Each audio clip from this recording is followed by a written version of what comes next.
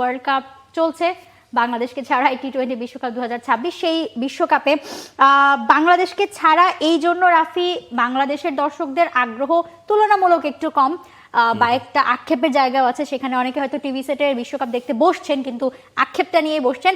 But এখনো পর্যন্ত মানে সোফার যে ম্যাচগুলো হয়েছে সেগুলো কিন্তু আসলে শুধুমাত্র মানে আক্ষেপ না, এক্সাইটমেন্টও দিতে ভুল করেনি। বিশ্বকাপ কিন্তু বেশ চলছে। আমরা যদি একটু শুরুতেই দেখেই নেই যে আসলে যে কটা ম্যাচ হয়েছে সেই ম্যাচগুলোতে কি কি ফলাফল আমরা দেখেছি। প্রথম ম্যাচটা যেখানে হয়েছিল কলম্বোর এসএসসিতে, মনে আছে নিশ্চয়ই পাকিস্তানের সঙ্গে সেই ম্যাচটা প্রায় কিন্তু জিতেই যাচ্ছিল নেদারল্যান্ডস। সেখানে 3 উইকেটে শেষমেশ পাকিস্তান ম্যাচটা জিতেছে ফাহিম আশরাফের কৃতিত্বে।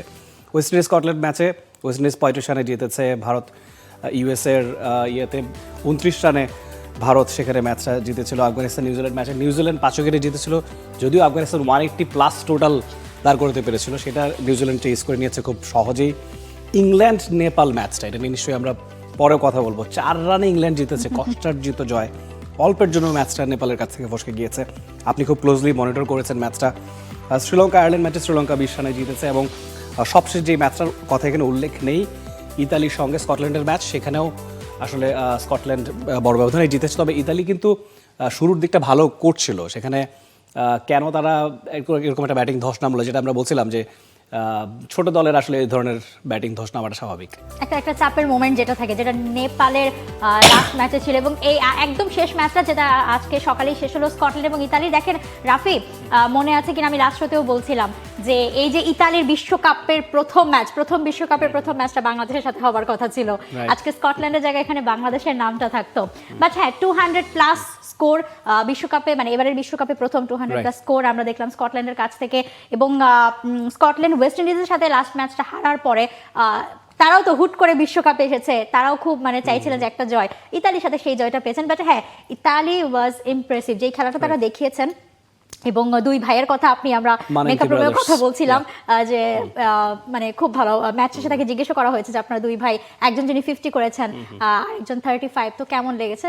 মানে স্বাভাবিক, এটা বিশ্বকাপের মঞ্চে দুই ভাই একসাথে খেলছে, এটা আসলে দারুণ একটা ব্যাপার। Very impressive. মানে ইউরোপের একটা প্রমিনেন্ট কান্ট্রি ইতালি, যারা কিনা ফুটবলে 4 বারের বিশ্ব চ্যাম্পিয়ন, তারা ক্রিকেট খেলছে বিশ্বকাপের মতো বড় মঞ্চে। দেখুন, মানে ইউরোপে ক্রিকেট যা বলতে আমরা যেটা বুঝি ইংল্যান্ড, তারপর নেদারল্যান্ডস, তারপর আয়ারল্যান্ড, তারপর স্কটল্যান্ড।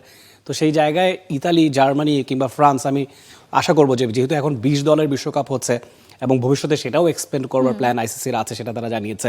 সেক্ষেত্রে নিশ্চয়ই it's a wake up call for those other teams যারা কিনা ইউরোপের বড় শক্তি এবং যেখানে ক্রিকেটের জনপ্রিয়তাটা বাড়িয়ে দেবার সুযোগ আছে। আমরা জানি যে এই উপমহাদেশের অনেকে কিন্তু সেই দেশগুলোতে থাকেন। জার্মানিতে বাংলাদেশেরই প্রচুর প্রবাসী আছেন, সেখানেও যদি ঠিকমতো খোঁজা হয় আমি শিওর ভালো ক্রিকেটের উঠে আসা খুব অসম্ভব কিছু না, এবং বিশ্বকাপেও তারা হয়তো প্রতিনিধিত্ব করতে পারবে নিজ দেশকে।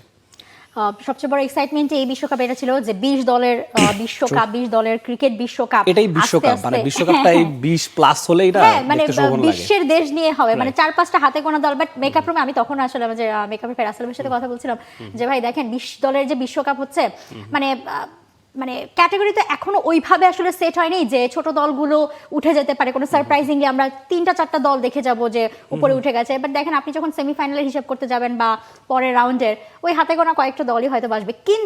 কিন্তু মানে ম্যাচ না জিততে পারলেও যে খেলা আসলে প্রত্যেকটা দল দেখাচ্ছে। নেদারল্যান্ডসের কথা বলেন আপনি, পাকিস্তানকে কাঁদিয়ে দিয়েছিল প্রায়। পাকিস্তানের তখন থেকেই ভাবতে হতো যে ভারত পেতের সাথে আমরা খেলবো কি খেলবো না। ইন্ডিয়াকে ইউএসএ 77 রানে 6 উইকেট ফেলে দিয়েছিল ইন্ডিয়ার।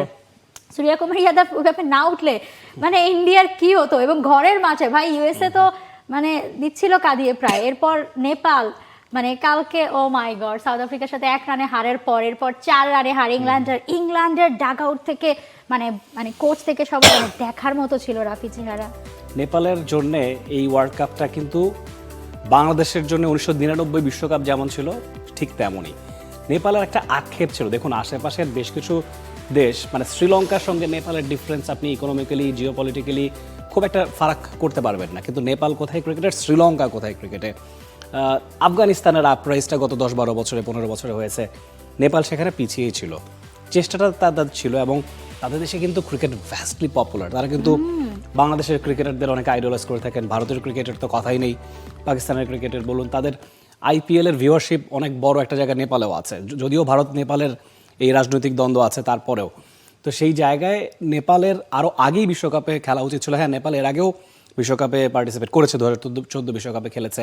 তবে এই যে বড় পরিসরে আসা এবং জানান দিয়ে আসা, এখন বাছাই পর্বে তারা কিন্তু দুর্দান্ত পারফর্ম করেই এসেছে এবং তাদের দেশের ক্রিকেটের পপুলারিটি আনপ্যারালাল। মানে এই ধরনের ক্রেজ বাংলাদেশে আছে, আর কোথায় আছে আমি জানি না। মানে ইন্ডিয়াতেও ধরুন অঞ্চল ভেদে পার্থক্য করা যায়, যে সব অঞ্চলে ক্রিকেট যে এরকম সেটা না, পাকিস্তানেও হয়তো বা কম বেশি হতে পারে, কিন্তু নেপালে ক্রিকেট আমি শিওর যে এটা ফ্লারিশ করবে এবং এই ধারাবাহিকতা অব্যাহত থাকবে। বিশ্বকাপের নিয়মিত মুখ নেপাল হবে, সেই প্রত্যাশা রাখতে পারি। বাংলাদেশ বিশ্বকাপে থাকলে নেপালের সাথে আসলে ম্যাচ খেলার মানে একটা মানে দেখার একটা সুযোগ হতো। কালকে ম্যাচের পর অনেকে বলছিল যে বাংলাদেশে তো মানে ফুটবলে তো বাংলাদেশ নেপাল একটা দ্বৈরথ অন্যরকম একটা ব্যাপার, সেখানে এখন বাংলাদেশ আর নেপাল ক্রিকেটেও সেম সিনারিও দেখার একটা চান্স আছে, যেই খেলা আসলে নেপাল দেখিয়েছে কালকে। নেপালে বাংলাদেশ খেলতে গেলে ভালো হয়, তাহলে আমরা একটু নেপাল ঘোরার সুযোগ পেতে পারি। মানে নেপালের যে স্টেডিয়ামটা হয়েছে, ত্রিভুবন ইউনিভার্সিটি স্টেডিয়াম, ছবির মতো সুন্দর একটা স্টেডিয়াম হয়েছে। এটা আগে তো গ্রিন গ্যালারি ছিল, গাছপালা, গাছের ওপর থেকে, ছাদের ওপর থেকে মানুষ খেলা দেখতো, এখন গ্যালারি হয়েছে, সো ফ্লাড লাইট হয়েছে।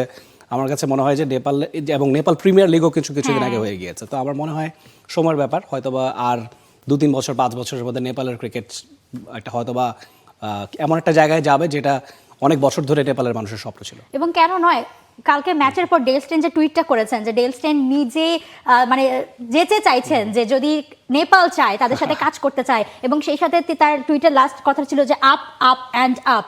তো আপনি যেটা বললেন যে আসলে নেপাল এগিয়ে যাবে, এক্স্যাক্টলি ডেল স্টেনও সেই এক্সপেকটেশনটাই রাখছে। আর রাফি, আপনি দর্শকদের কথা বলছিলেন, কালকে এমন অনেক মিডিয়াদের খবর ছিল, মানে বিভিন্ন যারা নেপাল থেকে এসেছে, 3টা ফ্রেন্ডের কাজিন, তারা আসলে এসেছে 36 ঘন্টা ট্রেন জার্নি করে এসেছে। তারা 10 দিন আগে গ্রাম থেকে বেরিয়েছে, তাদের গ্রাম থেকে 10 দিন আগে বেরিয়ে শহরে থেকেছে, সবকিছু রেডি করেছে, সেট আপ করেছে, তারপর তারা ভারতের জন্য 36 ঘন্টা ট্রেন জার্নি করে। ইভেন এমন অনেক মানুষ ছিল যারা ইন্ডিয়াতে খেলা দেখতে এসেছে, বাসা বন্ধ রেখে, তালা মেরে রেখে এসেছে, কাজ বন্ধ রেখে এসেছে, ইভেন গিয়ে নেক্সট কাজ হয়তো খুঁজতে হতে পারে তাদের জীবিকার জন্য।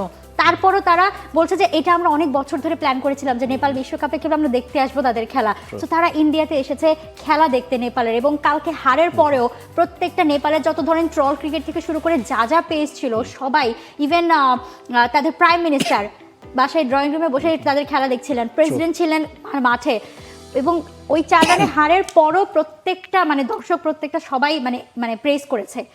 মানে একটা কথা খুব দারুণ লেগেছে জানেন, আপনি ধরেন কোনো দর্শকদের যখন ইন্টারভিউজ বা কিছু দেখবেন কোনো জায়গায়, তারা তখন বলছে যে আমরা একটা বিশ্বাস নিয়ে এসেছি, আমরা বিশ্বাস নিয়ে, আমরা দলের প্রতি সেই বিশ্বাস রাখি।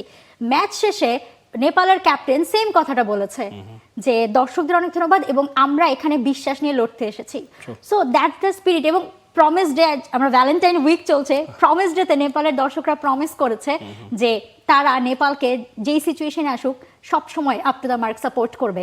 সো মানে আসলে ক্রেজটা অন্যরকম। Very true. মানে নেপাল আসলে দেখুন, ফুটবল তাদের দেশে প্রমিনেন্ট স্পোর্ট, এবং ফুটবলে তারা জানে যে বিশ্বকাপ তারা আসলে মনে হয় না খেলতে পারবে অদূর ভবিষ্যতে, বাংলাদেশের মতোই সমমানের দল। তো তারা ক্রিকেটে বিশ্বকাপ খেলতে পারছে, সেটা তারা এমব্রেস করছে।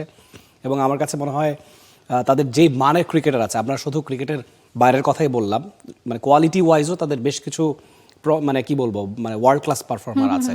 লামিচানের কথা বলতে হয়, কালকে যেভাবে সুইপ রিভার্স সুইপে ছক্কা মারছিল মানে আদিল রশিদের বলে, মানে that was amazing. Why not. এবং ইংল্যান্ডও মানে প্রেস করতে বলেনি, ম্যাচ শেষে বলেছিল যে মানে তারা অবাক, নেপালের পারফরমেন্সে তারা লিটারালি অবাক। ঠিক আছে, ইংল্যান্ডকে যেভাবে চুপ করে, আরে নেপাল ব্রিটিশ শাসনের আন্ডারে ছিল একসময়, মানে ধরিয়ে দিয়েছে, ব্রিটিশদের প্রায় ধরিয়ে দিয়েছিল Nepal. For more updates, subscribe to our YouTube channel and click on the bell icon. Follow us on Facebook and Instagram. Download T-Sports app to enjoy exciting games and highlights. Visit tsports.com.